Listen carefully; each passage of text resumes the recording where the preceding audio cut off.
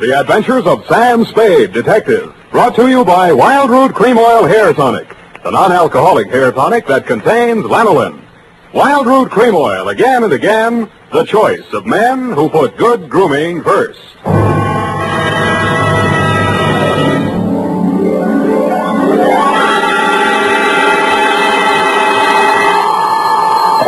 Sam Spade Detective Agency. Me, sweetheart.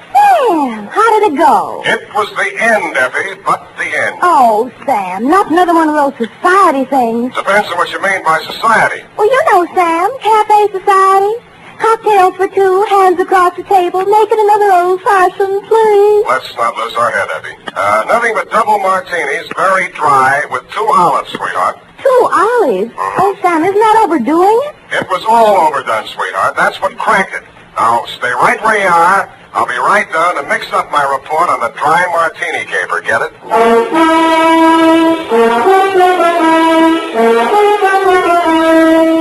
Dashiell Hammett, America's leading detective fiction writer and creator of Sam Spade, the hard-boiled private eye, and William Spear, radio's outstanding producer-director of mystery and crime drama, join their talents to make your hair stand on end with the adventures of Sam Spade.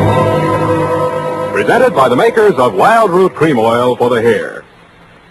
August is always a great vacation month, and for those of you planning to take your vacation soon, let me suggest that when you're packing, be sure you include a bottle and a handy tube of Wild Root Cream Oil Hair Tonic.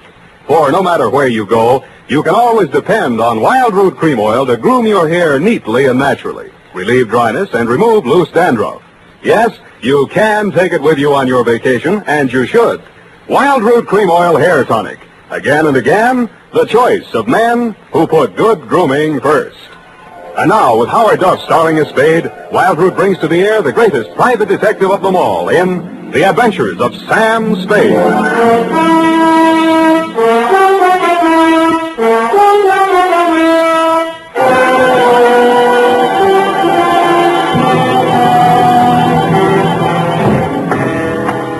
Sam, you look sober as an owl. Wise as an owl, sober as a judge, F. Oh.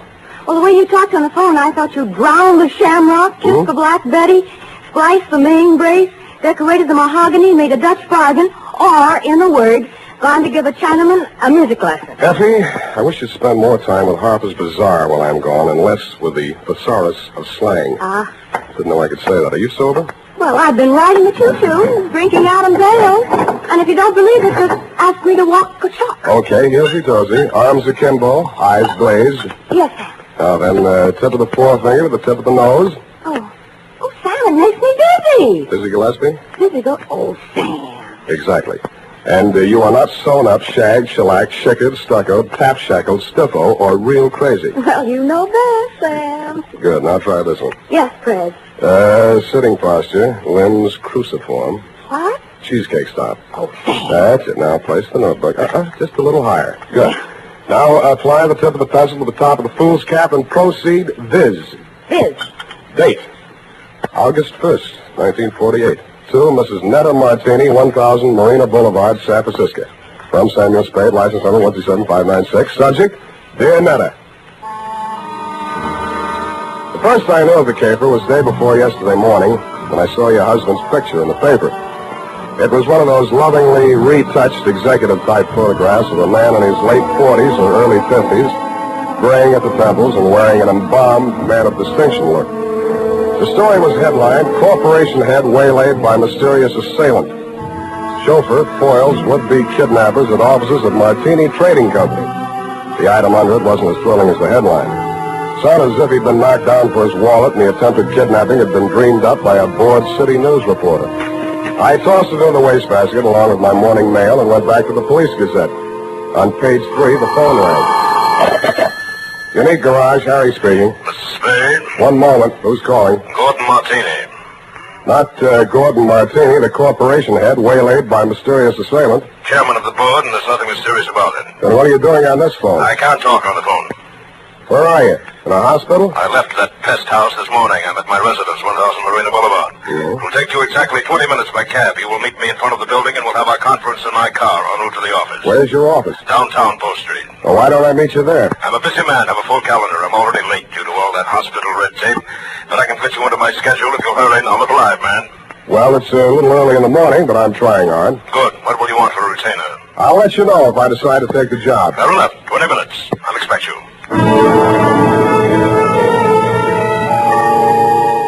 I should have looked more alive.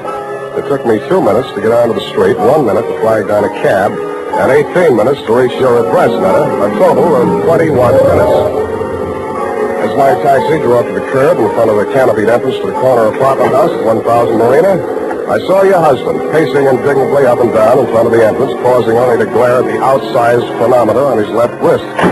His gray Homburg was perched atop an outsized turban of gauze bandage that decorated his head. You're Spade. You're exactly 1 minute and 22 seconds late. Hours are made of minutes, minutes are made of seconds. In killing this seemingly negligible interval of time, you have wounded an hour. Oh, I have? Well, I'm sorry. The traffic's pretty heavy out here this hour of the morning, you know. You should have started a minute and 22 seconds earlier. I'm sorry there was a bore on the telephone, kept talking about how valuable his time was. Well, don't apologize. Only waste more time. Now, here's your check, $100. My car's just around the corner. I paid that chauffeur a large salary, but mustn't keep him waiting. In the meantime, you may as well start earning your fee. I've been earning it for the past 22 minutes and 22 seconds. Wait. I suspected as much. You drive a car? Yeah, you mean one man drives all that? I see him, that rascally chauffeur of mine. Sleep in the back seat. All right, come out of there, you. Hey, watch!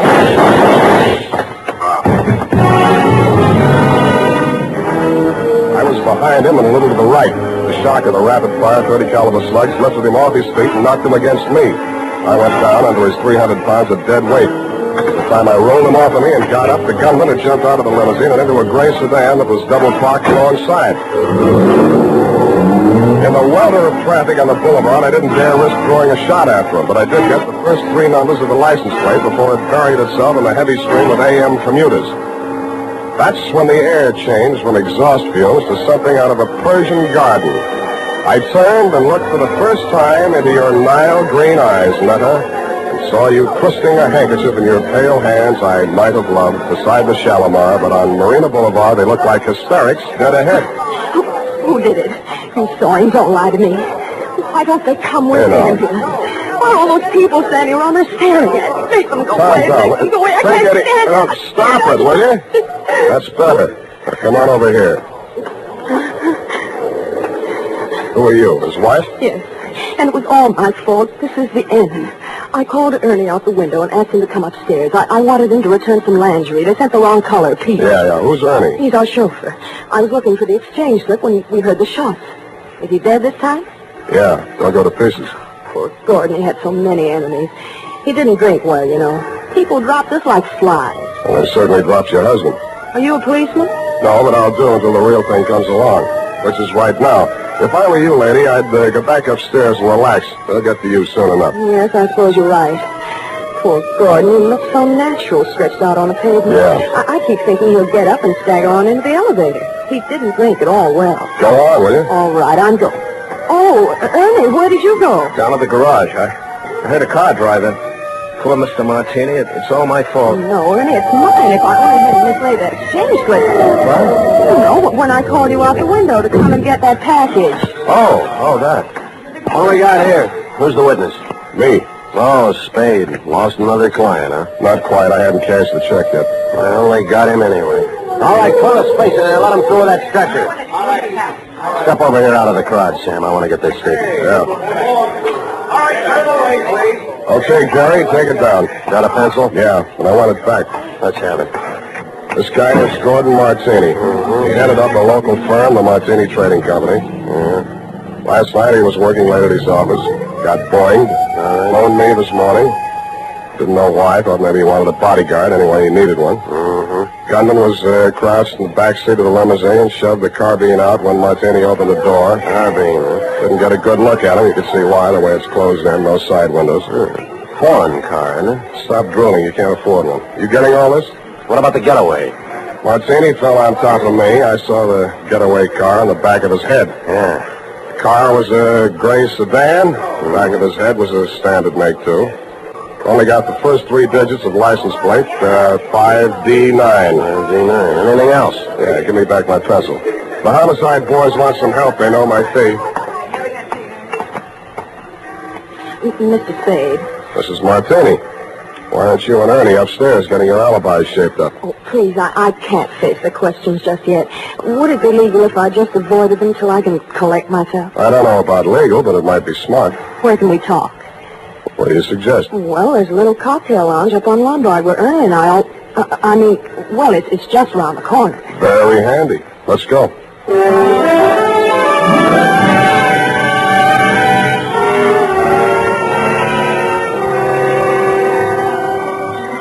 Against my mother's advice, I should have listened, but, well, that's why I married Mr. Martini. Well, that brings us up to 1943, and it's only 11:45. You're just like him, always holding a stopwatch over my head. Always? Well, he drank, you know.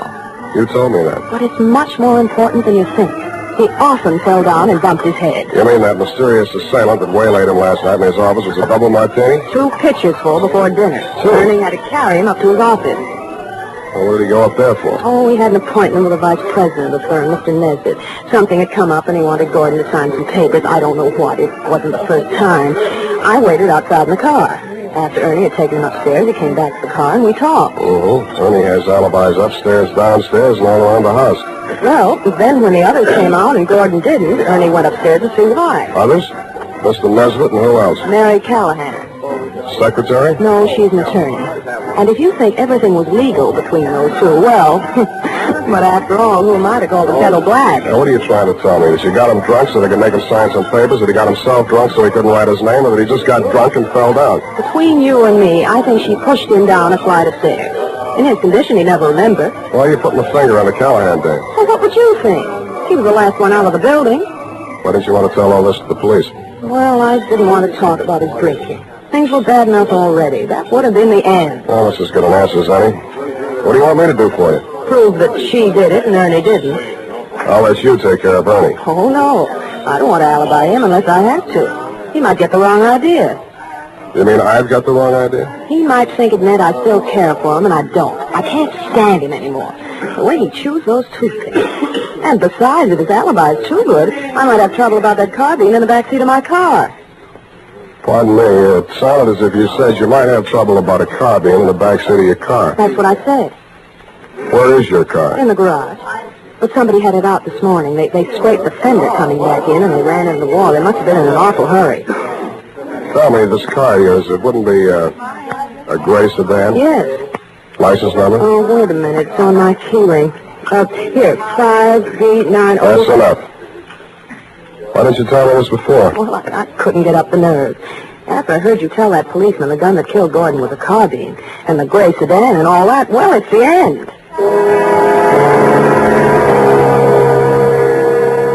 I hoped you were right, but I didn't think so. When I went to look at the gray sedan in your garage, I knew you were wrong, dead wrong. It was the getaway car, all right, and the carbine, as you know, was proven later to be the one that killed your husband. But Ernie had turned into a very poor suspect indeed. He was hugging the carpet between the front and rear seats, and when I nudged him, he didn't move. He'd been shot at closer range than Gordon Martini, and the killer had used only one slug. It was planted in the base of his brain, which made him not only a very poor suspect, but a very dead one.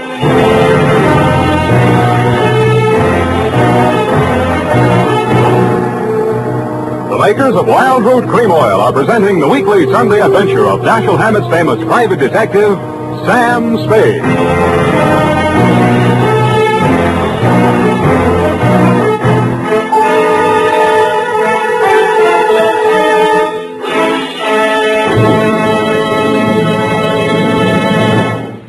If you want the well-groomed look that helps you get ahead socially and on the job, listen.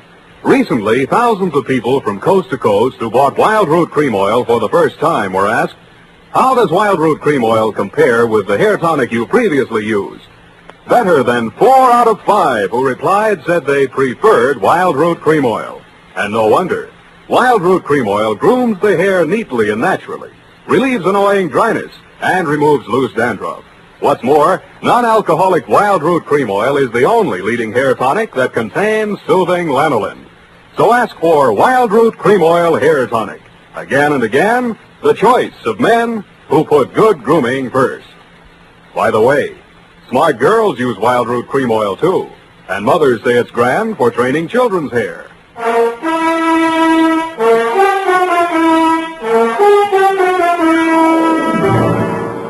now, back to the Dry Martini Caper. Tonight's adventure with Sam Spade.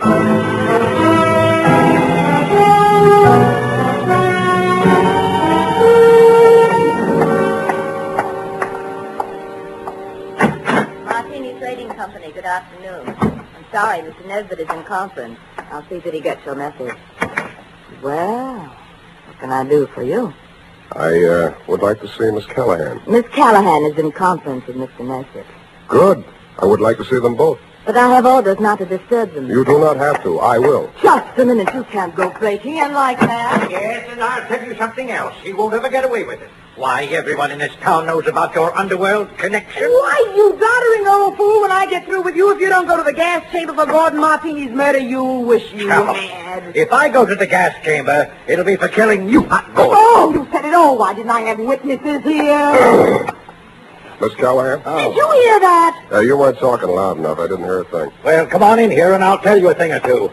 Close that door.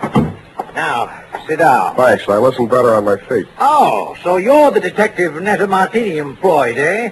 What's she paying you? That'll depend on how much I have to do for her. Well, I'll tell you how much you'll have to do for her. You'll have to make a case against me, and that's not going to be easy. Why do you think she's out to get you? Why, indeed. For years, this moth-eaten mouthpiece, this parboiled porker, has been victimizing poor Gordon, taking advantage of his weakness for good. Oh, you... Now that she's liquidated him, she appears with 55% of the common stock. Motive enough, eh? Why, you fraudulent old fool. I simply bought up his debts and threw an attachment on those stocks. Unethical, but perfectly legal. Look, Well, you're not even a proper thief. You're nothing but a bumbling old embezzler. Now, listen You had here. trouble because he was going to call in the auditors look over those books of yours. The deed of double entry, Mr. Spade. Look, will you save this for the courtroom scene? Now, you've convinced me. You're both crooked. I'll see that you both go up for something. That's a promise. Mr. Spade, I gave you credit for better sense. Do you know that this Medusa of the magistrate's court, this harpy of the Hall of Justice, tricked him into changing the beneficiary of his insurance the very night she pushed him down the stairs? And you were all in favor of it when you thought you held a controlling interest in the company. Answer that. You see, Mr. Spade, he can't answer that. Good. I'm glad one of you is temporarily lost for words. Now, I only want to know one thing, and I want a straight answer, and if either one of you starts off on another speech, I'm going to push you into the nearest cloakroom and lock you in together. Why, you wouldn't dare. Try me, sweetheart. Well, what do you want to know about this Amazon ambulance chaser, this Trilby of the traffic court? Watch it. Well, what do you want to know? About Martini's insurance policy. Now, you say he changed the beneficiary. Please answer in 10 words or less. Who was the beneficiary and who is the beneficiary now? I'll have to answer that question in two parts. The beneficiary was his wife. He changed it to the Martini Trading Company, a corporation of the state of California. Thank you, and goodbye, Mary Callahan.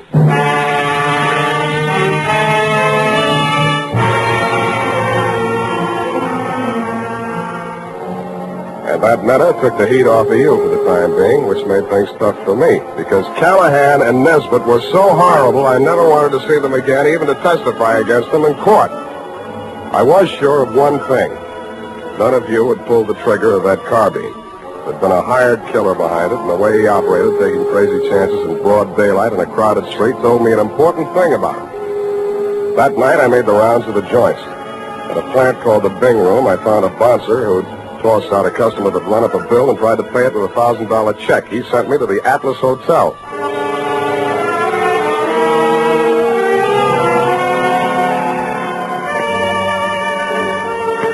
The Atlas Hotel is off of 3rd Street down near the railroad yards. Not even a flea bag. The fleas sickened and died a long time ago. They couldn't take it. And from the look of the guests sprawled out in the mission furniture of the lobby, they wouldn't be able to much longer.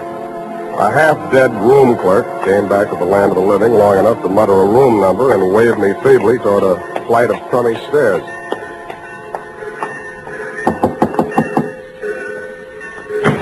Yeah, what do you want? You, Hack Hartman? Hey, got anything for me, huh? Yeah, I got news for you. Get back in the room. I'll tell you all about it. Yeah. Well, come on in. Drop the shiv. Yeah, I'll drop it. I'll fix you. I'll cut you good. I'll cut you. I'll cut you. I'm glad you did that. You make it easy for me. Now get over there. Leave me alone. Leave me alone. I'm not feeling so good. You can feel a lot worse. Who hired you to put the burn on Martini? You don't get nothing out of me. Who gave you that check? Oh, leave me alone. I got all night, Hank, and I feel better than you do. Now, what did you do with that check? I'll shake it if your teeth come out with it. Come on. All right. Stop it. I don't feel so good. Okay. Where? Pocket. My shirt. Don't reach. I'll get it. There was a company check, which is what I'd expected. It was for $1,000 drawn on the Golden Gate Trust and Loan, but I wasn't expecting to find the signature on the bottom line. It was signed in a bold, firm hand, Gordon Martini. Who was the penman on this? He wrote it himself, right in front of me. What was it supposed to be for? He wanted I should knock off his brother. You get mixed up? Well, he's dead, ain't he? That's what I mean. Gordon Martini's dead. The papers got it wrong. That was his brother, his twin brother. And that other guy, that chauffeur, kept hanging around the garage so I couldn't get out. I had to burn him, too. You know what you're saying? Yeah. I'm making sense. Now get out of here. I'm getting steamed. Don't let it worry you. I got a nice, cool place all picked out for you.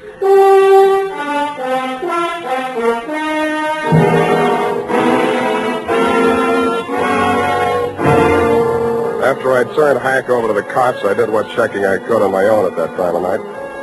As nearly as I could learn, Gordon Martini could never have had a brother, twin or otherwise. He was a first child. His mother died in childbirth, and his father died 1 month later. So I went back to the offices of the Martini Trading Company, glass-keyed my way in, and made a quick frisk of it. There I learned that the signature on the check was indeed Gordon's, but that he had closed out his account at that bank the day he wrote it. I thought about that on the way out to your apartment.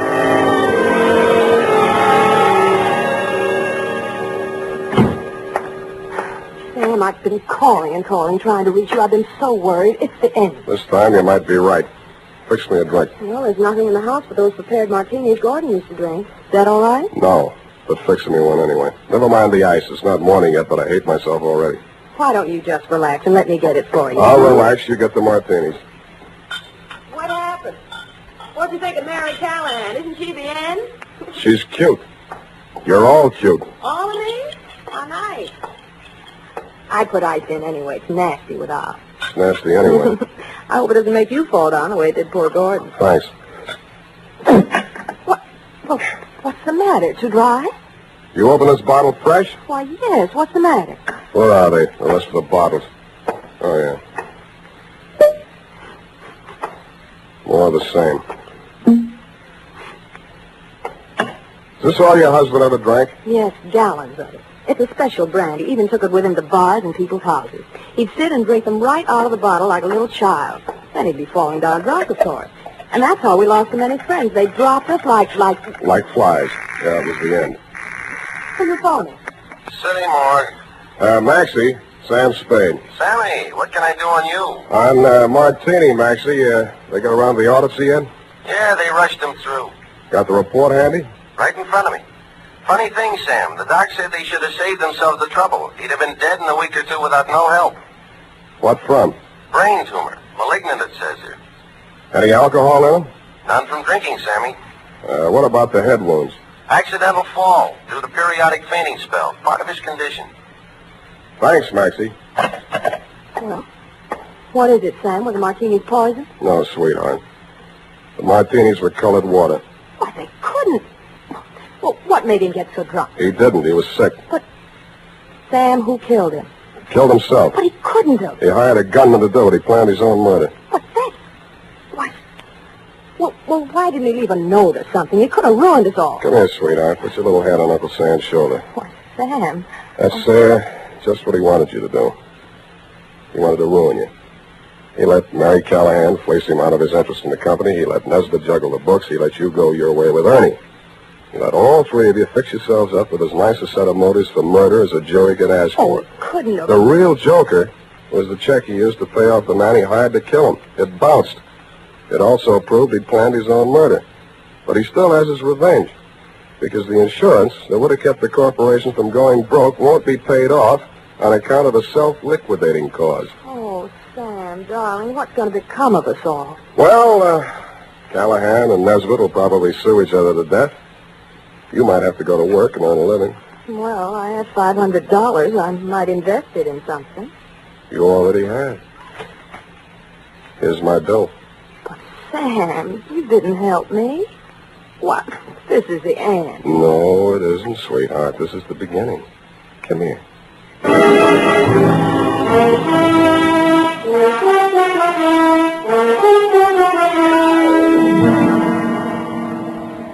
Period. End of the end. Well, you ask me. You helped it. Now, F.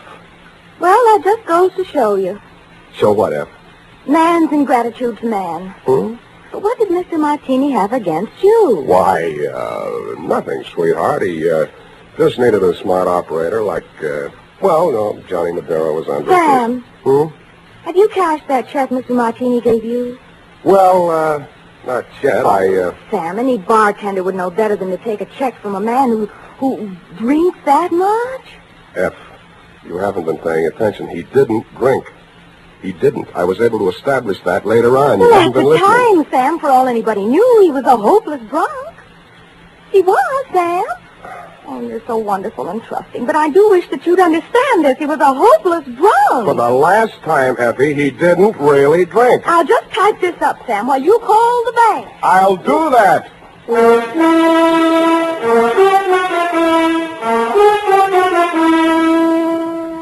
A final reminder, friends, whether you're going on a long vacation trip or just a weekend to the beach, be sure you've got a bottle and tube of Wild Root Cream Oil tucked away in your suitcase.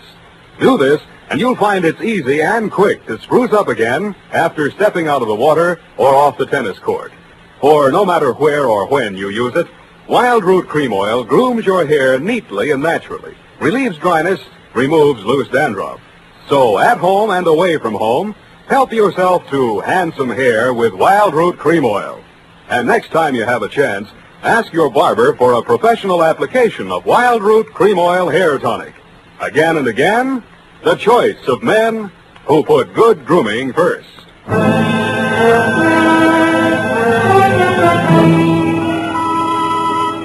Well, here it is, Sam. I hope it was worth the price of the paper and carbon. You made carbon copies of that, an unimportant report like that? Oh, it bounced?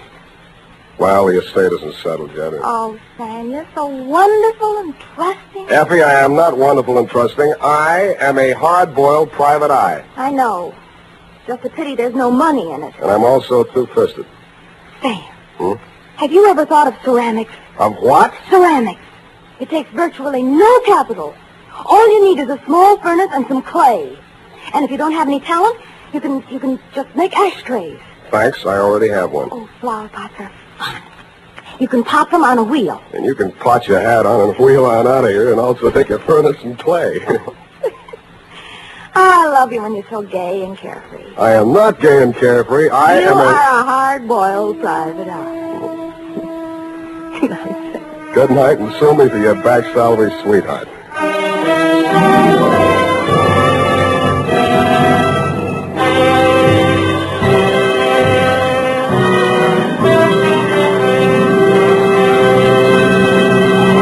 The Adventures of Sam Spade, Dashiell Hammett's famous private detective, are produced and directed by William Spear. Sam Spade is played by Howard Duff. Lorene Tuttle is Effie.